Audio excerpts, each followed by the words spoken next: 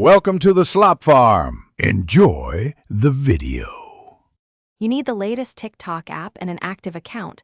Once you confirm that, open the inbox icon. Tap Messages or Direct. This starts the flow. Next, choose a conversation or tap the new message icon to find someone by username. When you find them, press their name to open chat. You'll see text, voice, and video options. Make sure notifications are enabled so you don't miss replies, and allow media permissions if you plan to send clips.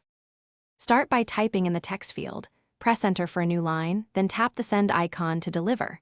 For voice, hold the microphone button, speak clearly, then release to send or swipe left to cancel. For video messages, tap the camera, record, and use the trim and sticker tools to keep clips concise.